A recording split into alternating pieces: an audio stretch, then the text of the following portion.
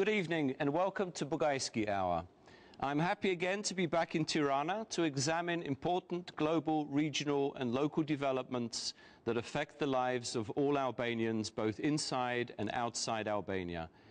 I will be answering questions from our studio audience and also asking tough questions with an important political personality. And our guest today on the BUGAJKSI hot seat is the US Ambassador to Albania, Alexander ARVIZU. But first, I will give you my overview of America's perspective on the world. What is Washington thinking and what is America watching?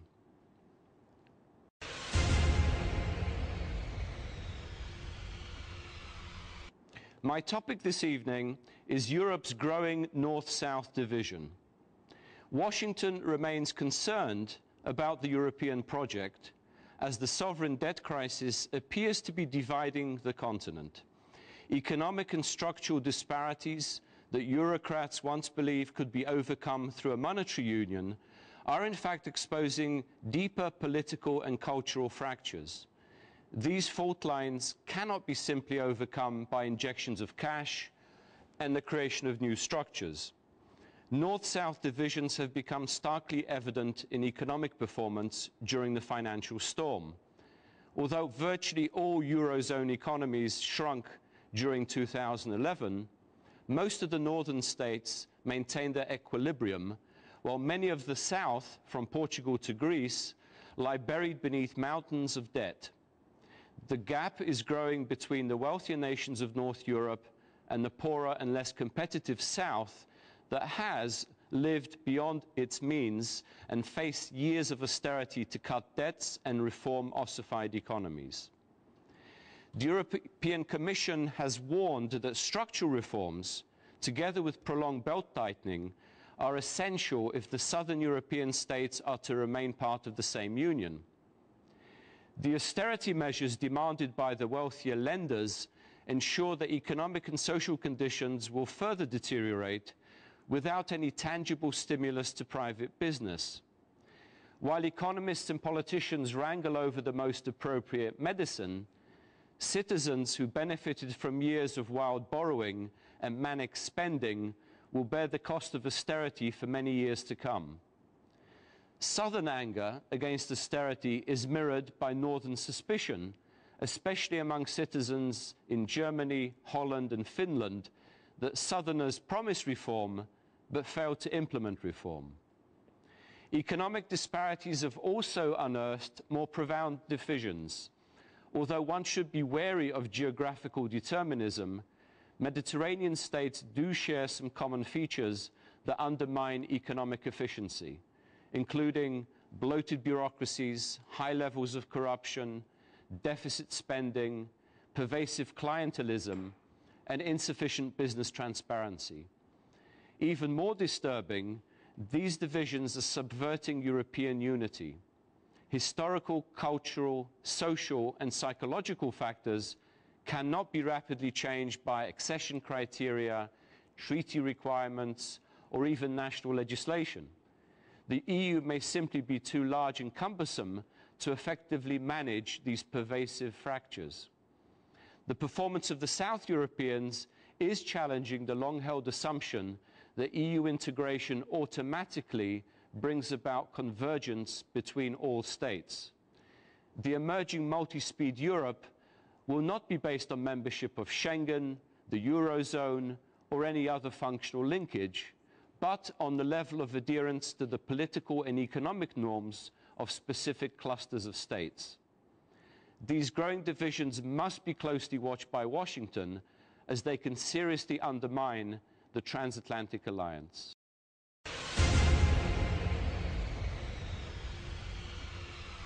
Now we are moving over to the US residency to interview Ambassador Alexander ARVIZU.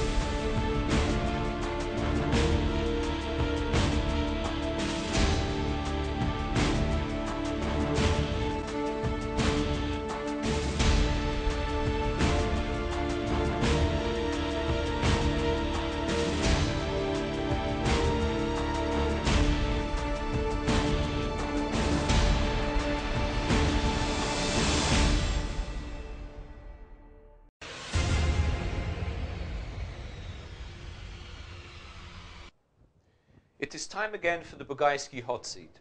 And our guest today is the US Ambassador to Albania, Alexander ARVIZU.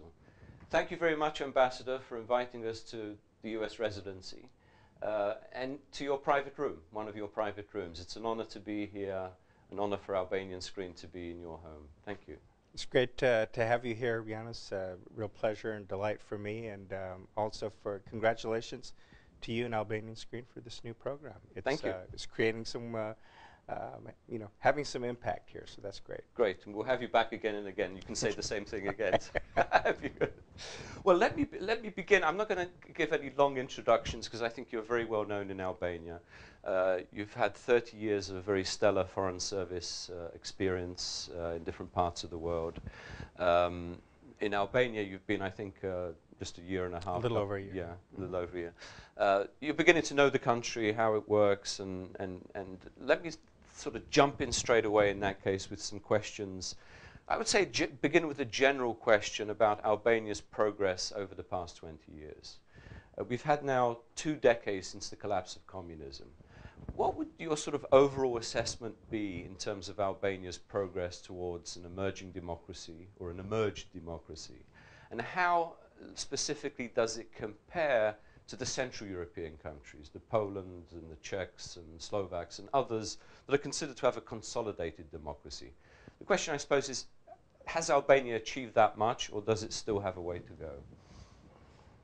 That's a great question. And I try to reassess my answers just to make sure that what I've said before is still current, and in light of the new information, new experiences, knowledge that you pick up. But I still maintain, I've said this publicly before, that in my mind, no country has come farther in the past 20 years than Albania, 21 years actually, in terms of registering the progress. I believe that very strongly. And I think what's even more impressive is that it has not been a straight 21-year continuum, if you will. Mm-hmm. There was the opening in 91, and I thought the country was going, great guns until the pyramid scheme and the collapse, and of course the descent into chaos or semi-chaos, and it took a few years to dig out from there, beginning about 2001 to, let's say, 2009. So it's not as if it's been a straight shot for 20 years. There was a major, major hiccup, and then sort of had to pick up again. It also reflects the progress also reflects the fact that, unlike some of the neighbors, Albania started from a much lower base. Mm-hmm. So that's another factor to be taken into consideration. Well, would you say it's also a generational thing? In other words, 20 years, I suppose, is a generation. That it takes some countries, particularly those that started at a lower level, if you like, of development, democratic development, that it just naturally takes longer. Would you give the Albanians a time frame in terms of how long before they've achieved the level of a Poland or a Czech Republic? Well, I do sense already that there's a certain restlessness or restiveness on the part of the population, which is a good thing, which is there's, again, broad recognition that there has been pretty remarkable progress, but what have you done for me lately? Right. And especially given the fact that since 2009, progress has really stalled. And so there's increasing frustration. There's still a polarized political atmosphere, which I'm sure we'll talk about a little bit. But I am concerned about the younger generation. I try to meet people in their 20s and 30s, even some older children who are still in school. Mm-hmm. And I always emerge from those encounters energized. I see a lot of bright young people, very ambitious. So in that sense, I feel positive about the outlook for the country. But you look around at the institutions that are in place, their lack of effectiveness, and you're wondering, gee, what are they headed into? Well, is there a danger of backsliding? In other words, that Albania could well be defined as not a failed democracy, but a faltering democracy, a failing democracy. Do you see such a danger? I've spoken to some people about that, and some commentators with a lot of insight in the country have already used that precise term. Mm-hmm. I haven't reached that point yet. I'm pretty clear in acknowledging that I think the reforms have stalled. And that so, in effect, you almost have a situation, because if you're not making progress and you're starting from a pretty low base, you know, for all intents and purposes, you are backsliding. But to me, to be, you know, precise and fair, I don't see that happening.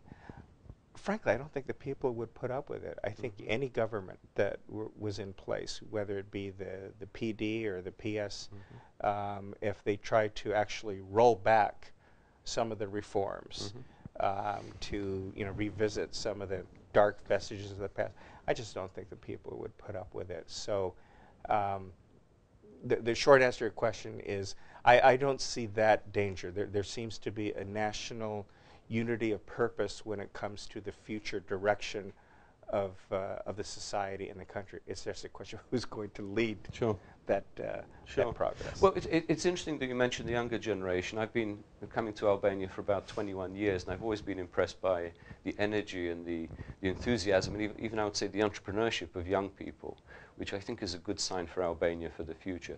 Do you see any sort of frustration, apathy, you know, people simply wanting to leave Albania because they're frustrated with the situation, or do you still see a core of young people here that can continue with the changes, intensify those changes?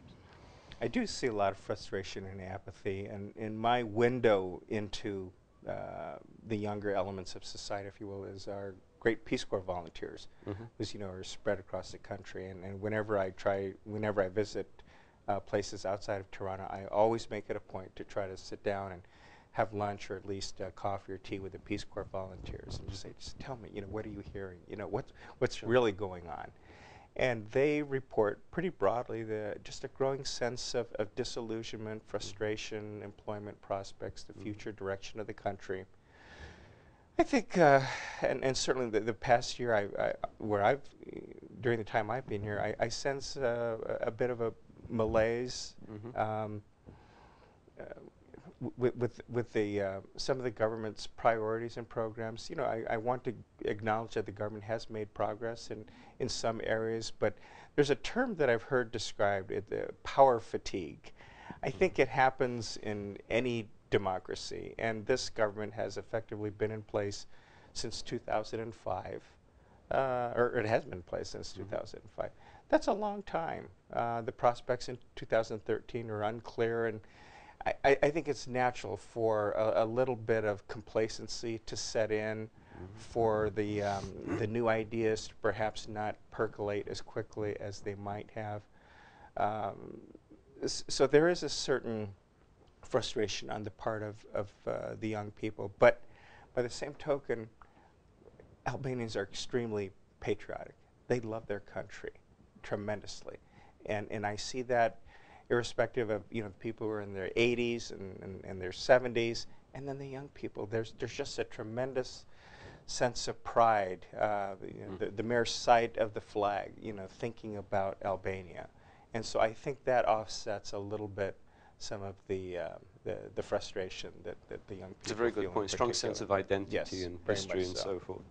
Well, let me ask you, you've already mentioned some of the, let's say, partisan conflicts here in Albania. Would you say that Albania's progress, its consolidation as a democracy, has been slowed down by these partisan, binary personal conflicts that we've witnessed really over 21 years?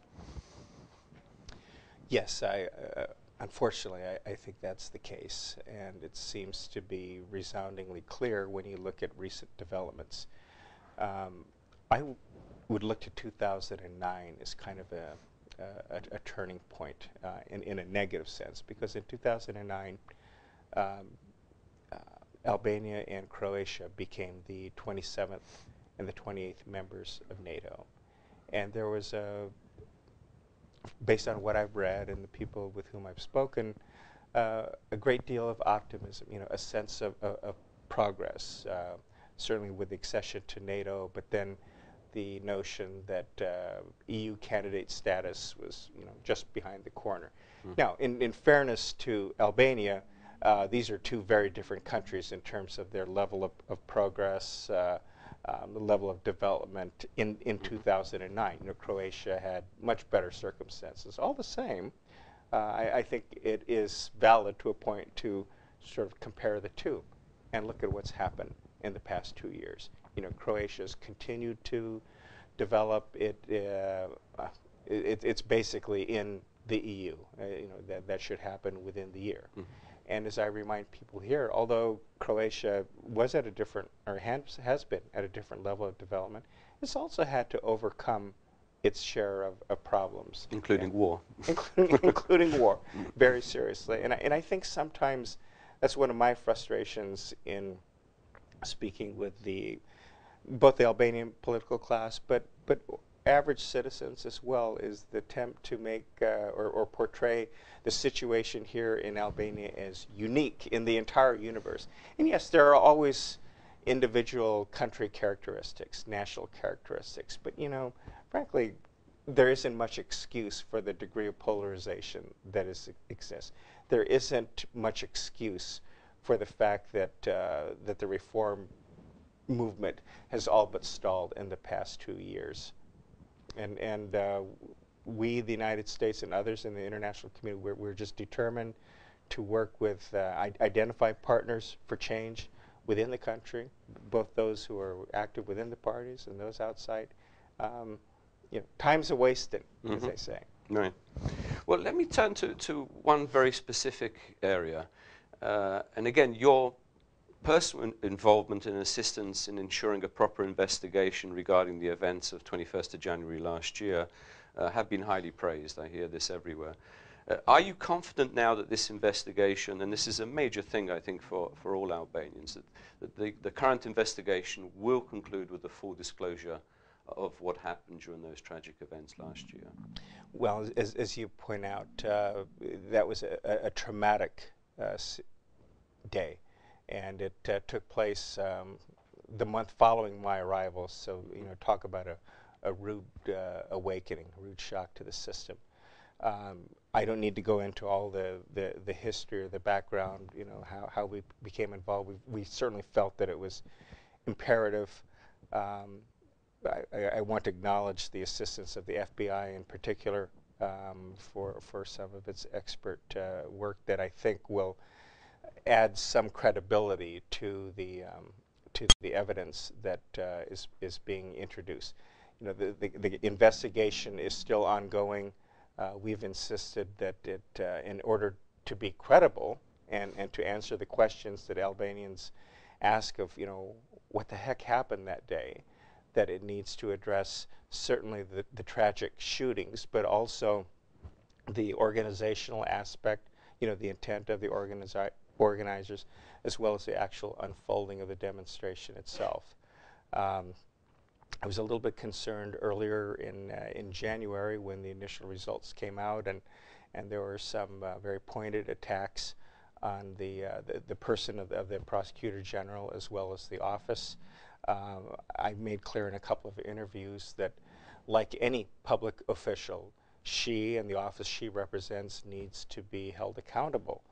You know, their performance, you know, they're not absolute in charge of you know, the country. You know, they have to be held accountable like any official, but that it was extremely unhelpful for anyone in the government to be denigrating the office, you know, calling into question their competence to carry out the investigation. So I just had to make very clear that that the United States took a very dim view of that. With the opposition, you know, I have to be very honest that there is a critical difference between the opposition view, their depiction of events, and that of the United States.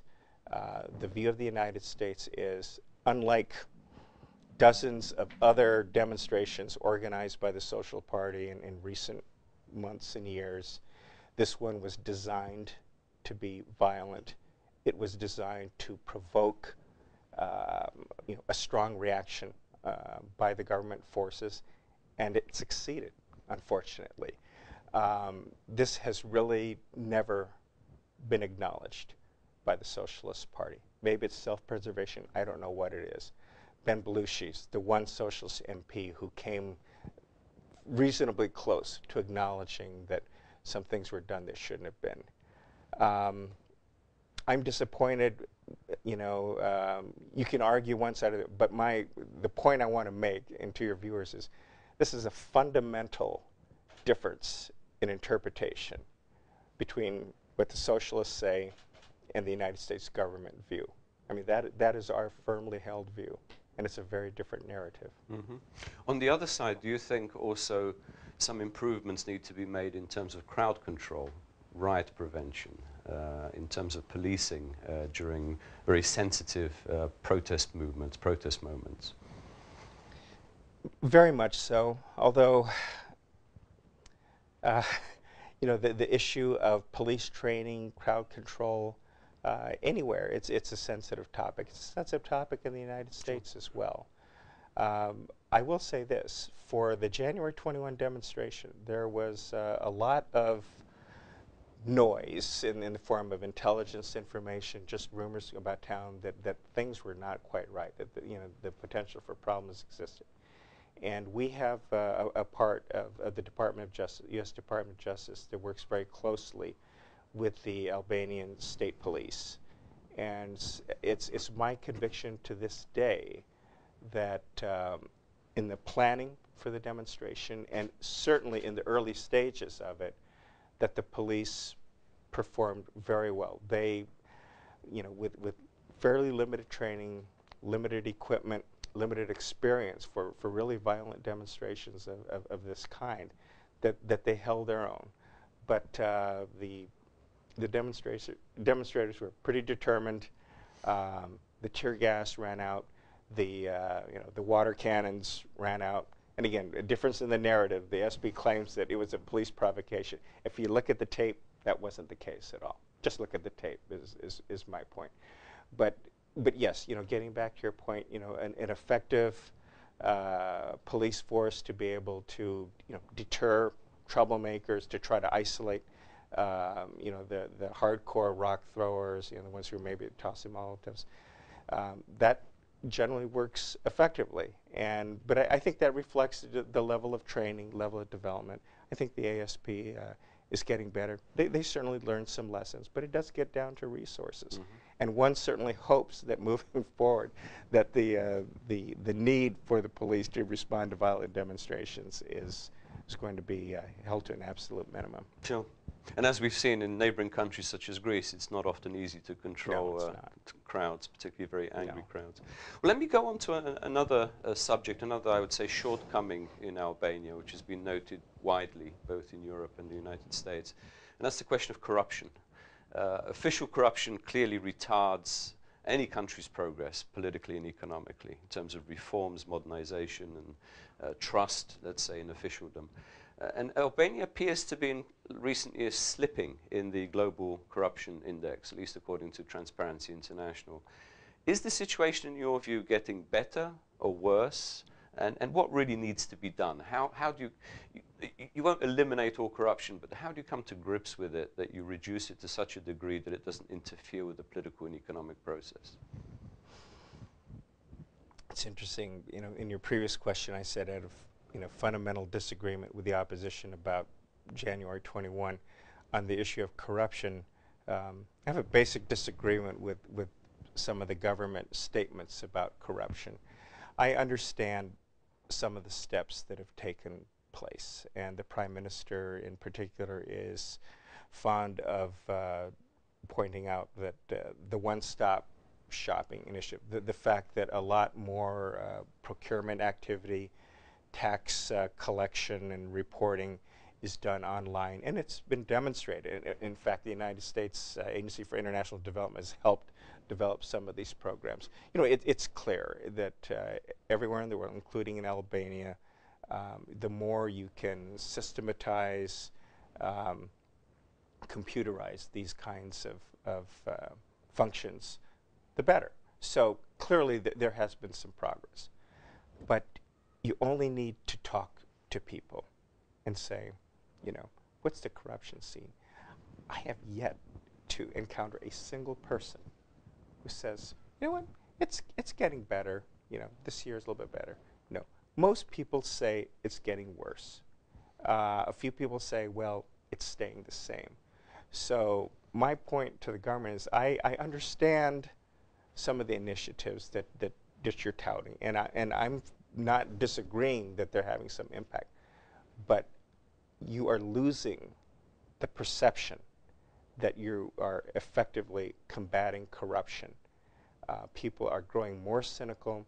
There's the sense of a greater sense, a culture of impunity, that if you're a person of means, wealth, power, influence, they all go hand in hand, that you're basically untouchable. I think it's getting worse. I do.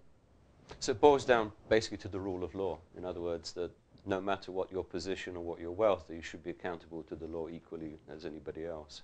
How can that be applied in terms of judicial reform? In fact, how far has judicial reform progressed? I'm going to be very candid here. I find the judicial system here, for all intents and purposes, is dysfunctional. It's not working. There are decent laws in place. There are people who are well trained. We're trying to identify ways to alleviate the burden on the part of the court system. It's overtaxed. And with anyone, harried ambassadors or CEOs, if you've got too much on your plate, it makes sense to try to reduce the workload or to delegate so that you can focus on the most important things. And you see what I'm getting at here is the administrative courts law or bill, which we've been pushing, because right now my understanding is there's too much on the plate of a small number of judges, and it would be nice to siphon off certain amount of the caseload that would in the U.S. system be more in the realm of civil jurisdiction as opposed to criminal. So I think there are some genuine and concrete technical fixes that can be made that will help. But that leaves the larger question about the rule of law, the integrity of the judicial system. There are some major, major problems here. And it's a chicken and egg scenario. Is where do you start? I'll just relate one very quick story, which is in December, I participated in the graduation ceremony of the magistrate school. So these are young Albanians, 24, 25, 26, who are going to be prosecutors and judges. Now, I think the law of averages is that there's probably one or two what we call bad apples, or maybe whose questions might be untouchable. But I want to believe that the vast majority of them, and they are the brightest in Albanian society, that that they're patriotic like their fellow citizens. They want to make this country a better place.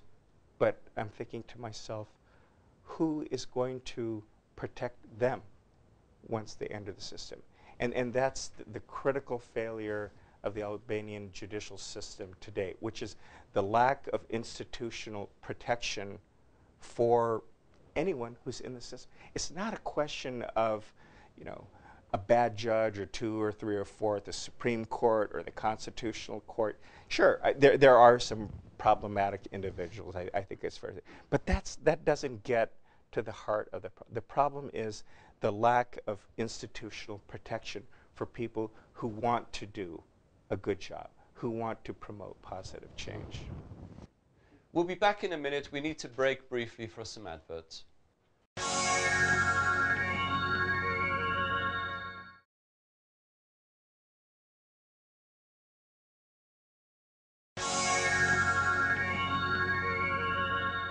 Let me turn to another subject, a big subject for Albania, which is its prospects for candidacy status and eventual membership of the European Union. How, maybe you could sort of underscore, how important is the European Union for Albania?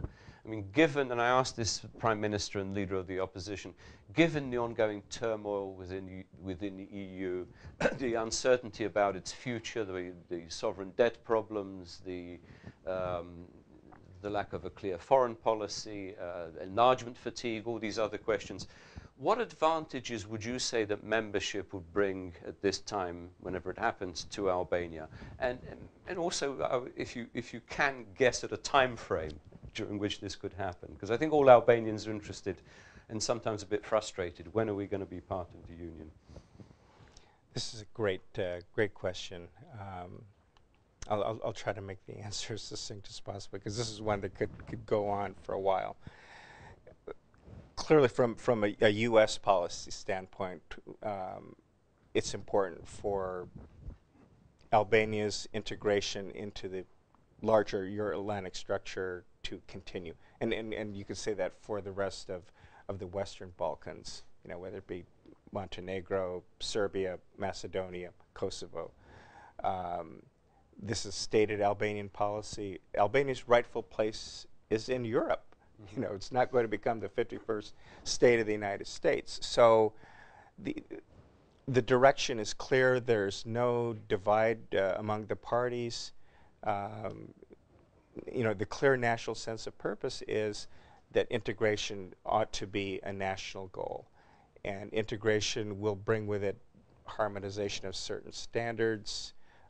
It will really transform the way Albania sees itself, the way it interacts with its neighbors, both near and farther afield.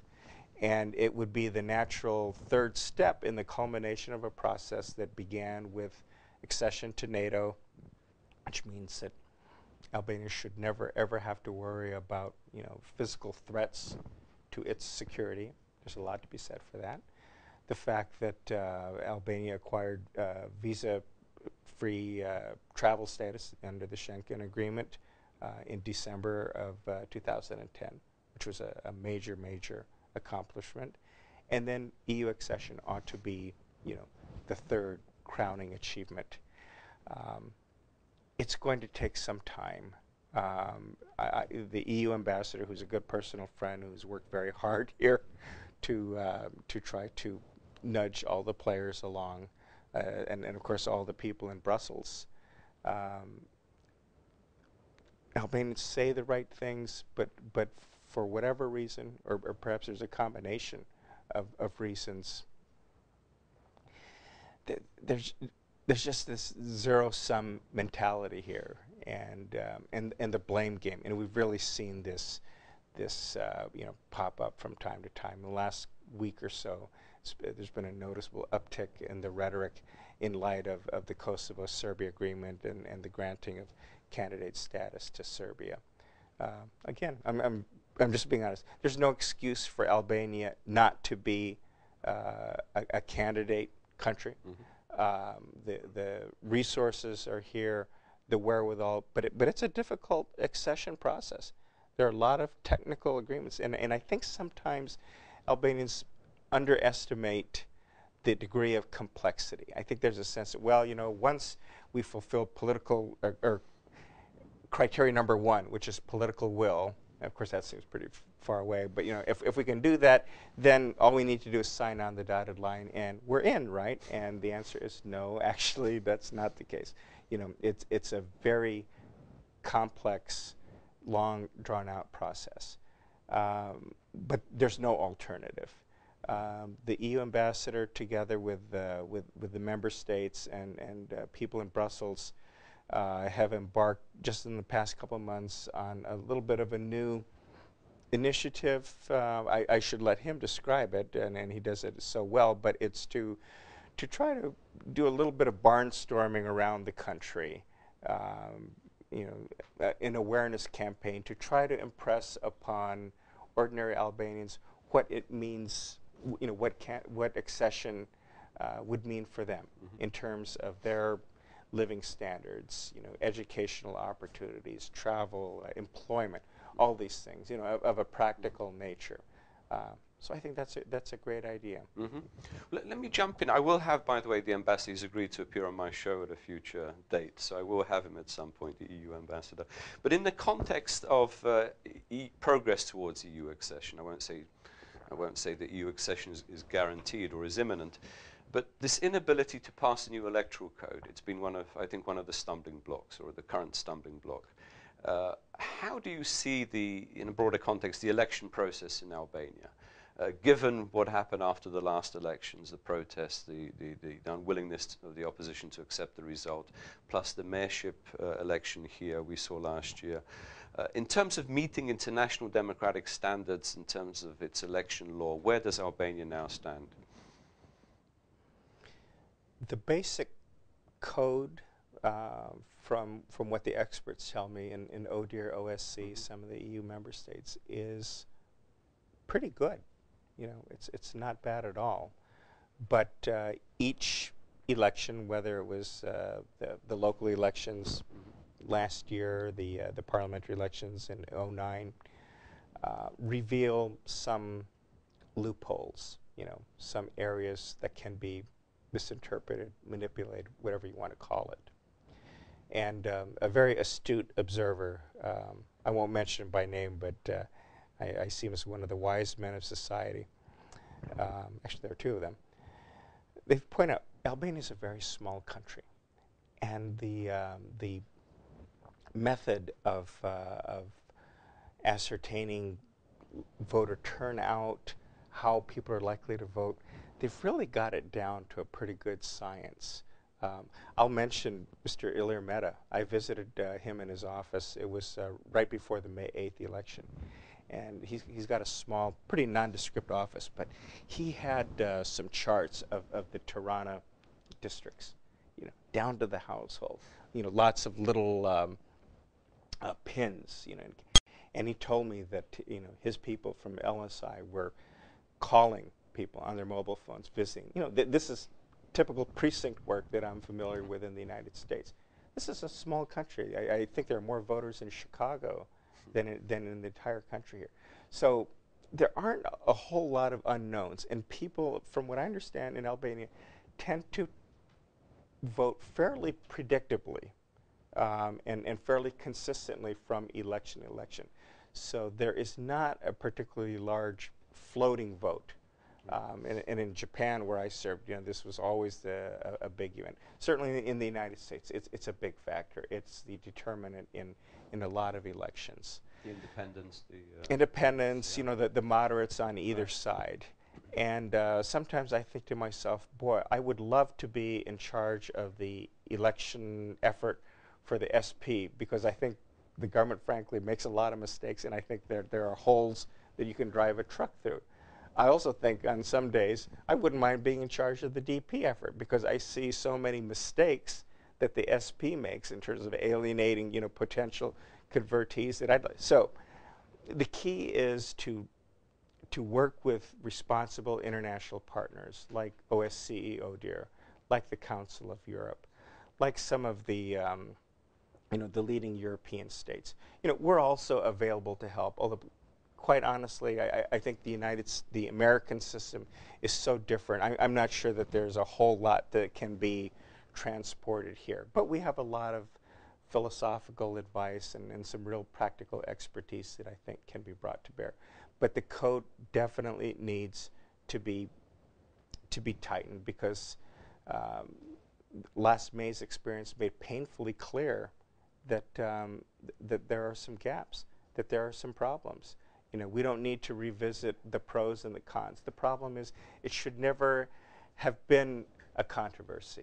You know, the counting of these miscast ballots, frankly, it was presented to me and to most observers as pretty clear what would happen. But it was not written down. It was not in a certain code, even though people understood things would turn out a certain way. The ruling party made you know, a good philosophical point was, you know, voter intent. Although I've said, you know, voter intent is nice, it's important, but it's also good to have rules and adherence to the rules. So, you know, there are gaps in the coverage that need to be addressed. I think there's been some progress lately. It's just important that the two sides not lose sight of the importance for progress to continue. There is some time urgency to this, and I do hope that there's some way to incorporate some of the views of the smaller parties. You probably heard there's a national correction mechanism. It's kind of a technical term, but the current system agreed to by Mr. Berisha and Mr. Rama in 2009 effectively penalizes or makes it very difficult for small parties to gain representation in the parliament that's proportionate to the or proportional to the actual number of votes that they get. I don't think anyone sees it really in the country's interest to have a wholesale revamping of the electoral system, but there are some key adjustments to the code that need to be made so that in the end, in 2013, when the voters vote, they can have some degree of confidence that their votes are going to be counted correctly. Mm-hmm.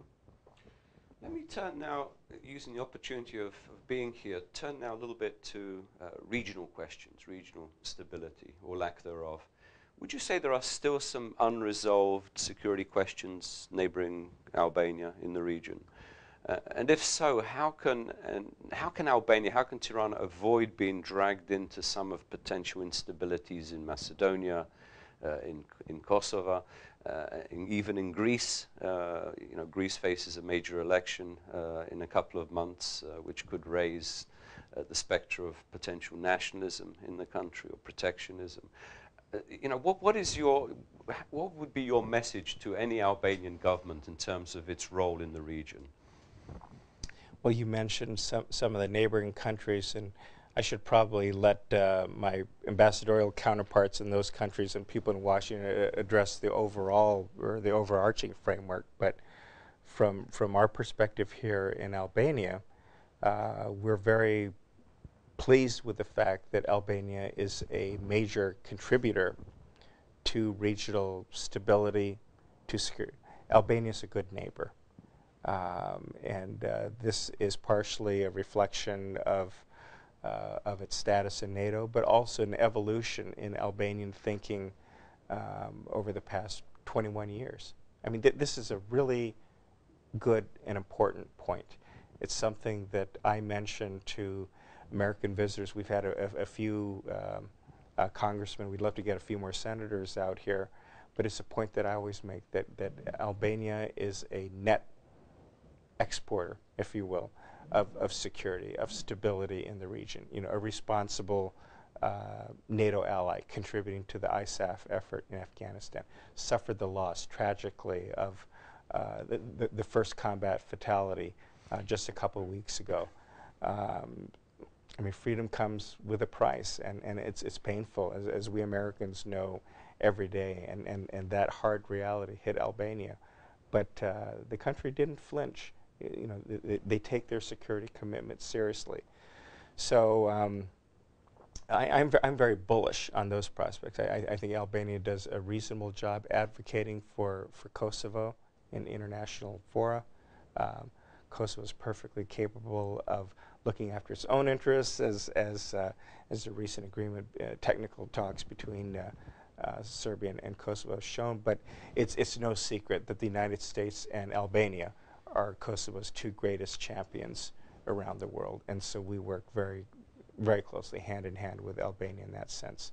Now, you know, there's been some discussion about the Red-Black Alliance movement here. You know, what are the ramifications, implications? I mean, I've made three basic points, which is that patriotism is a good thing. You know, I mean, it's a positive dimension in any country's psyche and in the makeup of the population, and it's true here. Secondly, the platform of the Red-Black Alliance, which and it's still evolving a little bit, but calling for more effective governance, transparency, is, how can you argue against that? You know, it's something that we do and that other responsible Albanians do. So this is a good thing.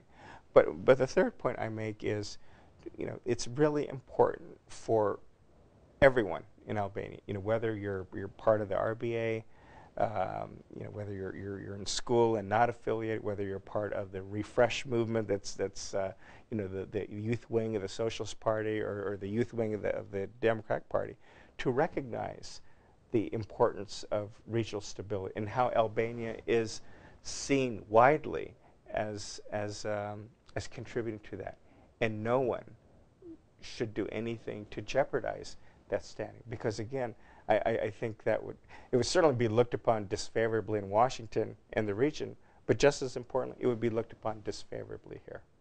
Well, let me say, on a positive note, what would you say are the best opportunities, mechanisms for regional cooperation in which Albania can play a role?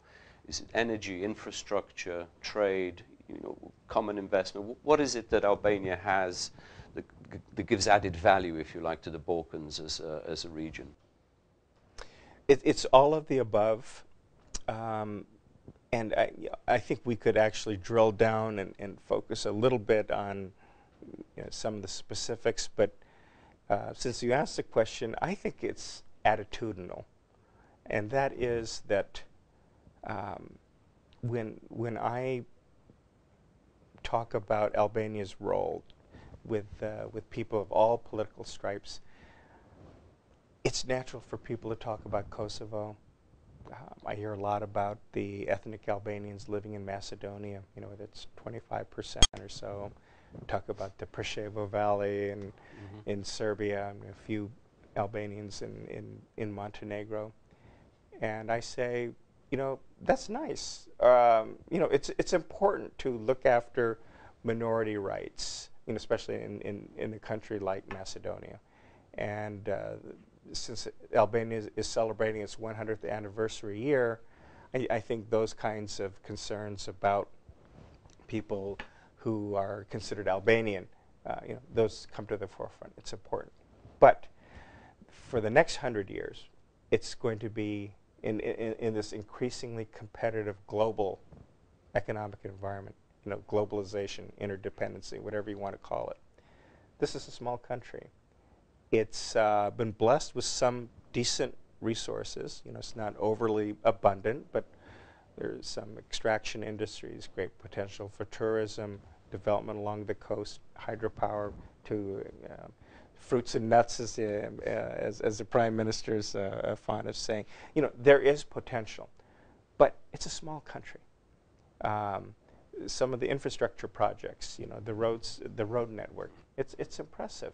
It needs to be done. It's expensive, and I'm quite confident that the country's being led by some economic stewards who understand the critical importance of not taking on more debt than the country can service. But these projects need to move forward. But to me, Albanians and the country need to think in terms of four. They need to think of Albania, Kosovo, Macedonia, and Montenegro. There ought to be much more discussion, much more concrete planning about ways to integrate these four economies, because they're surrounded by larger countries, traditional economic partners of Albania. I'm speaking about Greece and Italy more specifically, but also looking north to Serbia, looking east to Romania, Bulgaria, and even beyond. As time moves forward, it's going to be increasingly imperative for Albania as a country to raise the level of its educational standards. Basic education here, I think, is outstanding. The level of awareness, the fact that people speak, a lot of people are effectively trilingual with Italian and English. It's truly, truly enviable.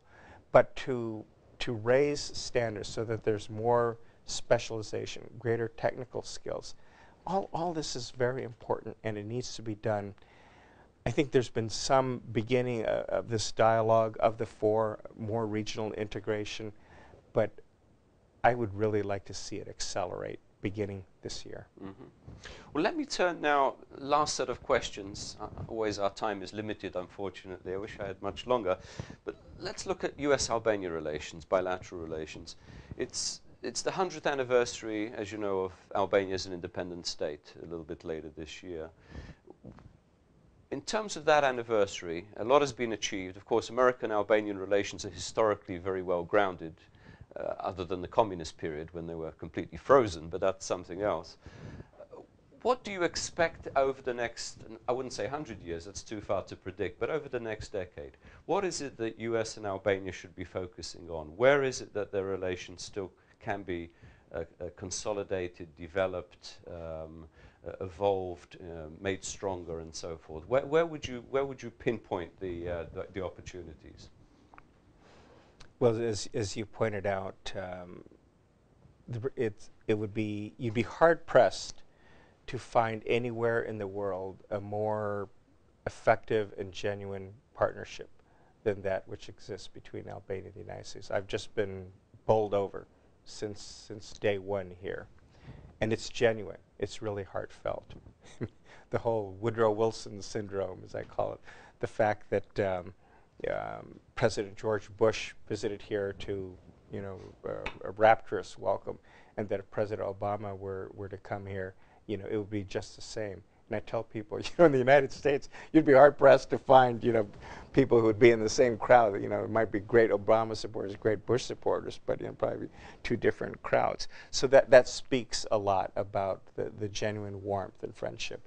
And to be quite honest, we're proud of what of our contribution. It's been just a small part, but we've been on the right side of history as far as Albania is concerned. I will say this. I would love to promote more direct American investment here. I think that would be good for the country. I would love to see more infrastructure projects, and Bechtel and others have been involved with some. The Mother Teresa Airport, the Albanian American Enterprise Fund played a big part in that. The new shopping mall here, Tirana Eastgate, which is a very impressive facility. So economic activity, educational exchange, all of these things are very important. But I would actually answer it in a way that might be a little bit controversial for some of your viewers.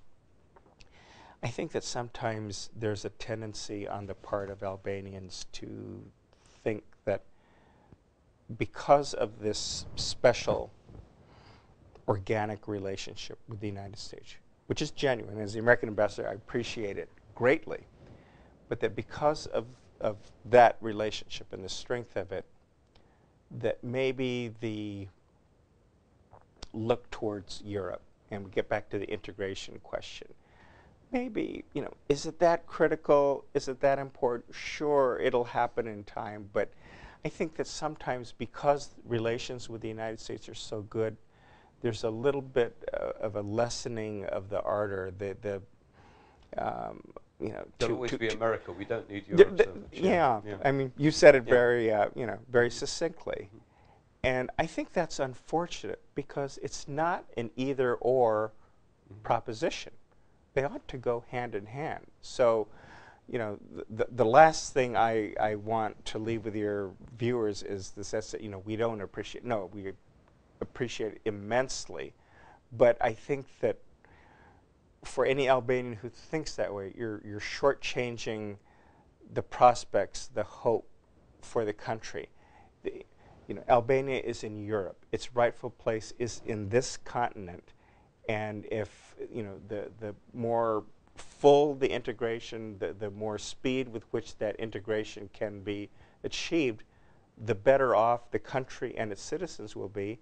And there will be no, it's not a zero-sum situation. Relations with the United States will actually prosper because there will be greater development here and more active interchange. And so that's the one thing, Albanians say, we love America. I say, well, we love you, but you know what? Figure out a way to channel some of that energy and those positive vibes towards more concerted action on the integration front. Right. Let me ask sort of on the converse side of that. I do hear from some analysts in Albania, but also outside, that in many respects Albania is a semi or a quasi-protectorate of international powers, particularly the United States. How would you respond to that analysis? Does Albania need protection? Does it need oversight while it's developing its institutions? How would you respond to that? You see, I don't really buy that. I mean, I've heard some people make that point, but these are conscious decisions on the part of successive Albanian governments. You know, you've had a number of prime ministers in power over the years. The basic thrust of Albania's policy, its external relations, has not wavered at all during that period. You know, Mr. Berisha's been in power for a number of years, but then you had Mr. Nano before him. You had you know, brief periods where it was someone like Ilir Meta or Pandeli Maiko. You know, whoever wins in 2013 and 2017 and beyond, you know, I would expect that the general thrust of Albania's external relations will continue. And I don't mean that in the sense of our taking anything for granted. You know, we appreciate immensely the positive contributions Albania is making to the region, given its status in NATO, the fact that it wants to be an integrated part of the Euro-Atlantic community. So is the West writ large concerned about developments? Do we want to be supportive? You know, absolutely. But it's very much a two-way street.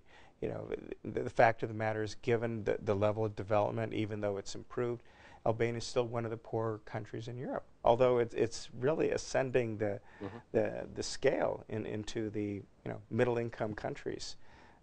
So the progress is unmistakable. We just need to figure out a way to help Albania break the gridlock and resume the course. But no, I wouldn't see this as a protector at all. You know, these are conscious decisions made by the elected leaders of the country and the populace as a whole. Let me ask you a very last question. We, of course, have our own elections coming up later this year in November. I'm not going to try and predict the winner. It's absolutely impossible. Even trying to predict who the Republican candidate is at this point is not possible.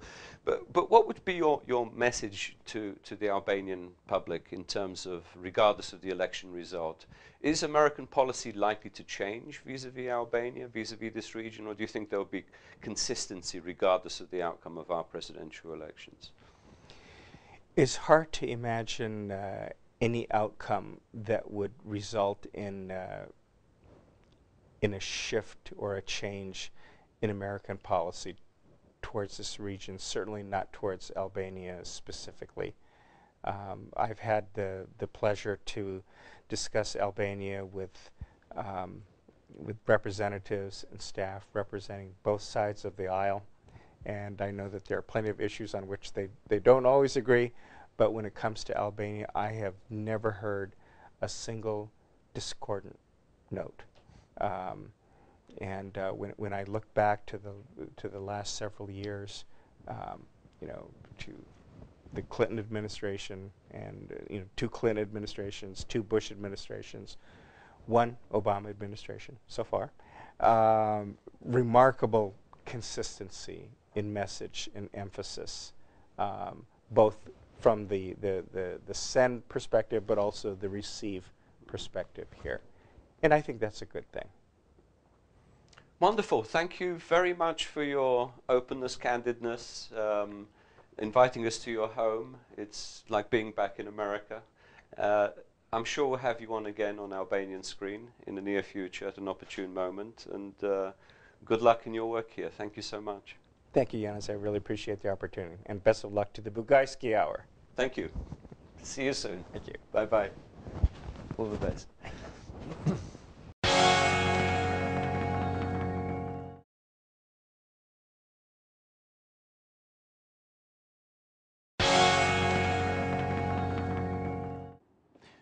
Hello again. We are back in the studio for questions and answers with our studio audience on politics and world affairs. What is on the minds of Albanian citizens? Today we are joined by students and professors from Wisdom University. Welcome to the show. Let me stand up first so I can get a bit closer to you. And please give me your questions, your comments. What's on your minds? Please, you're first. Hello, this is Valbona, a lecturer from Wisdom University, and I would like to make a question about Albania entering the Eurozone. As we might well know, Albania has inspired longingly for being part of European integration. Does Albania run the risk of other countries like Greece? Is there going to be such a destiny if we become part and have the risk of being disadvantaged by applying the currency of euro? It's a very good question that can be applied both ways. In other words, is Albania fearful of going the way of Greece if it does enter the Eurozone, which of course is not the same as European Union membership? It's a longer term process, and I think it's going to be a stricter process to enter the monetary union. Yeah, let's consider both options, Eurozone right. being part of European integration. But on the other hand, the Europeans are also looking at Greece very closely and thinking, will Albania be another Greece if it does, not only Albania, other countries, will it also be another Greece if it enters the European Union and the Eurozone, something the Europeans do not want? So it's a complex question. It depends on Albania. It depends how you qualify, and it's a long process anyway, to qualify for European Union membership. It's not something that you arrange overnight. It's not something that you negotiate. You need very strict conditionality in order to be able to enter. And I think from now on, there's going to be much closer monitoring of performance. And we see this now in the case of Bulgaria and Romania, that got in 5 years ago but underperformed. So I think any other country now that's scheduled to be included in the European Union is going to come under closer scrutiny. And in terms of the monetary union, that's Albania's decision. There are many countries in the European Union that are not part of the monetary union. Britain is the best example. And I don't think the majority in Britain would ever want to be to surrender their currency and to be part of the European monetary union. So that's a sovereign choice of Albania. But even in the case of entering the monetary union, we now see that Greece is going to be under much closer, much stricter monitoring in terms of its budgets, in terms of its spending. So it's a question, but I would say it's a question for Albanians to resolve, and it's a long-term prospect, nothing immediate. Can I extend my question then? Please. Give me another one then. Yeah, related to and this. I'll answer very quickly, so give others a chance, yeah, sure. please. Just a brief question. Can Albania afford entering the Eurozone and being part of European Integration Union? Can it afford? Yeah. What is your point of view? I think it's not a question of Albania having to pay to join a club. Albania has to pass legislation and implement reforms that enable it to qualify for that club. But once you're in that club, every country has benefited from it. Financially, trade, investment, every other way. So I would say Albania benefits more than it will cost for Albania to get into the European Union. Thank you very much. Please, who's next? Ardian Ramushi, Wisdom University. My question is about Albanian actuality. There was a meeting of American ambassador with former Prime Minister, Mr. Nano, a few days ago in Tirana. What do you think? Is that a support from the ambassador for Mr. Nano in his in next Albanian candidates of president? That's it. Thank you. I'm not privy to meetings between the ambassador and citizens and personalities in Albania. The ambassador meets with all sorts of people. It doesn't necessarily mean that he is encouraging or supporting or recommending anybody for any particular position. It's the ambassador's job to meet as many people as possible, particularly political leaders, whether current or former. It may have been a courtesy meeting. It may have been a meeting in which various issues were discussed, including presidential elections. But this is a question you would need to pose to the ambassador or to Mr. Nano. So, thank you. Please. Clara Stambari, Wisdom University, Social Sciences. According to you, which are some of problematic issues in our country that need immediate solution? The most problematic questions in Albania that need immediate solution. Yes. Well, I suppose to begin with the electoral code, the electoral law, which is one of the requirements to push ahead on the road towards EU candidacy. I think that needs fixing, that needs agreement in Parliament. To me, that's a pending most important issue. Other questions, I would say, the investigations on the tragic events on 21st of January, that the final report comes out, that it's acknowledged, that it's accepted, that all the truth comes out, what actually happened during the course of that tragic day in the shootings. And then there's a whole slew of legislation that Albania needs, the Albanian Parliament will need to start implementing in terms of beginning to qualify for the European Union candidacy status. There's a number of requirements that the European Union has. So those, I would say, are the most pressing domestic problems. But I would say, above all, it's important to have some degree of consensus to be able to work together, for both parties to be able to work together for the national interest. Because it's this, I think, that hinders a lot of what could be a lot faster. In other words, Albania could probably qualify a lot faster for the European Union if the two major parties worked better together in passing legislation and pushing through reform. So that's how I would answer your question. Please, who's next?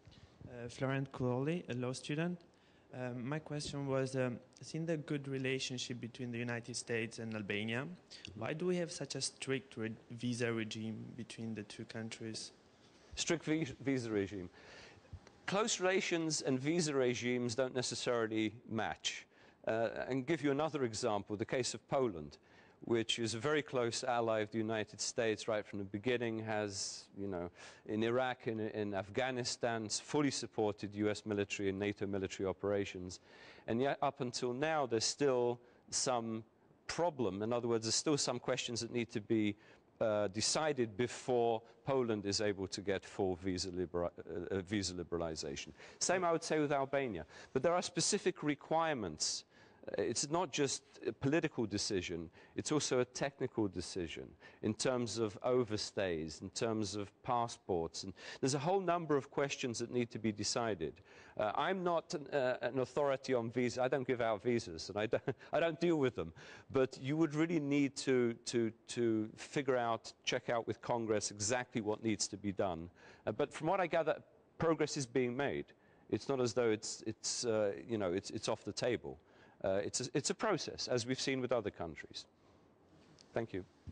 Okay, Ralda Brahimase. I study in Wisdom University. I would like to ask Ambassador Alexander ARVIZU about the making decision in our government. Are individuals, such as the membership, or the Albanians people that want the decision to check out? So, if I understand your question, who makes the decisions in the Albanian government? In his opinion, normal election. In his opinion? Yes. Well, I'm not the ambassador, so I can't answer for him. I will ask him.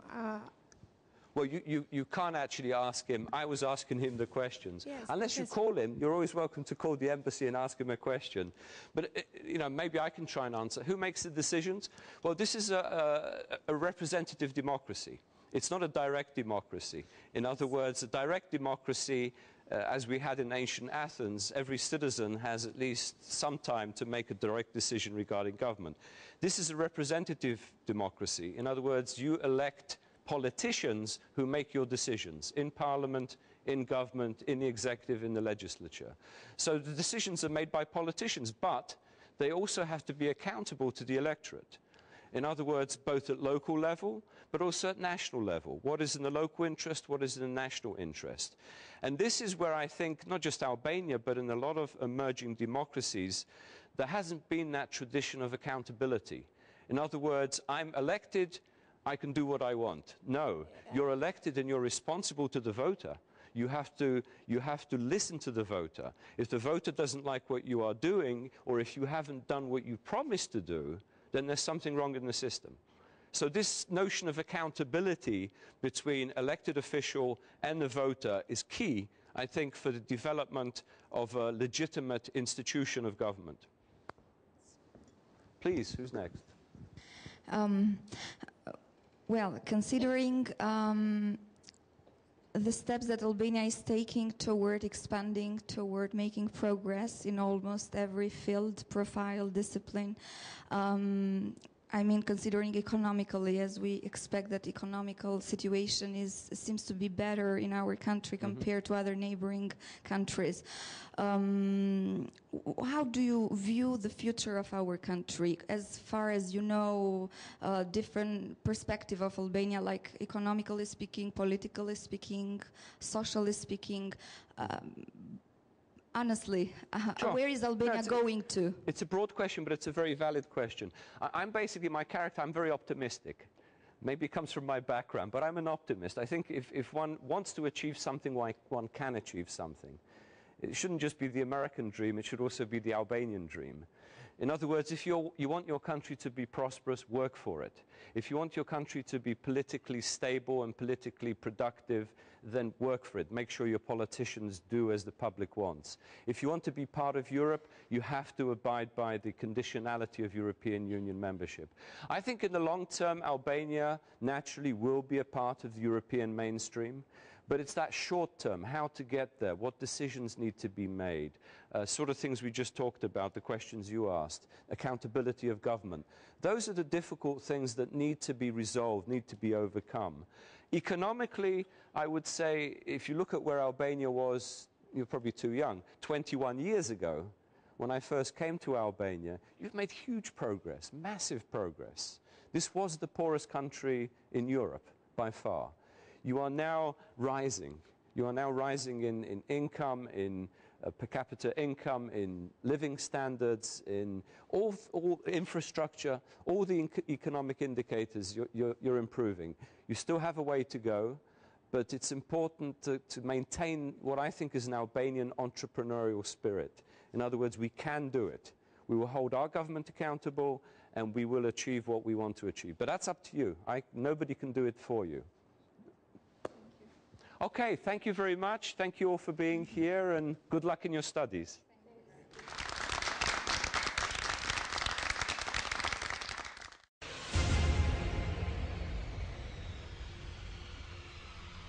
Well, my closing commentary on a major regional topic this evening focuses on the dangers of a Greek spillover. Greece is on the verge, I believe, of a social explosion that could spill over its borders. Whether Athens eventually defaults on its massive debts or remains dependent on bailouts to service those debts, the economy is at a standstill and the country faces unprecedented turmoil. General elections are scheduled for April. The two major political parties, the centre-left PASOK and the centre-right New Democracy, are scoring very low in public opinion polls. This leaves the terrain open to ultra-leftist and ultra-rightist parties who, even before the new austerity measures, were supported by over 40% of the electorate. Public frustration is intensifying as the government has pledged that it will slash the minimum wage, pensions and state sector jobs in order to reduce the budget deficit. The revenge of voters could either result in a series of weak governments or propel to power a more radical coalition with a nationalist agenda. Athens would then reject the terms of the international bailout, plunging the country towards bankruptcy, ejection from the Eurozone, and massive decimation of living standards. Unemployment among young people has already reached 48%. Gross domestic product has contracted by 16% during the four-year recession. Meanwhile, the bloated state sector and powerful trade unions continue to block structural reforms necessary for economic recovery. Greece's social breakdown may become comparable to Albania in 1997 when the pyramid schemes collapsed. But instead of leading to potential state failure, Greek turmoil could presage the emergence of an authoritarian government that would freeze the country's democracy.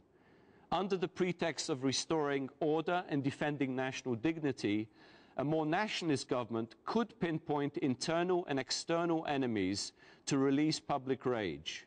Minorities can become especially vulnerable to attack. Tens of thousands could lose their jobs and be forced to leave. This would, I believe, create enormous economic and social pressures on neighboring Albania. In such a scenario, the most obvious external targets for Greece would be Turkey and Macedonia, where any rise of Greek nationalism will spark equally nationalistic reactions. Conflicts between Ankara and Athens would affect security in Cyprus, the Aegean, and of course the Balkans.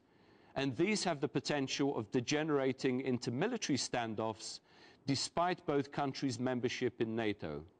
Macedonia could also face growing pressure, and the Albanian population may become increasingly restless if Macedonia is blocked indefinitely from NATO and EU membership. Of course, the Greek tragedy could turn out to be less dramatic. The majority of citizens may accept prolonged austerity as the price of national stability and EU membership, while the elections may maintain a centrist coalition committed to implementing its financial commitments. Unfortunately, the last few years have shown that best-case scenarios are in very short supply in Greece. Unfortunately, we have already come to the end of the show. I have greatly enjoyed being with you and my colleagues at Albanian Screen. Good night, everyone. Stay healthy, be productive, and remain optimistic. See you all next month. Miru Pafshim.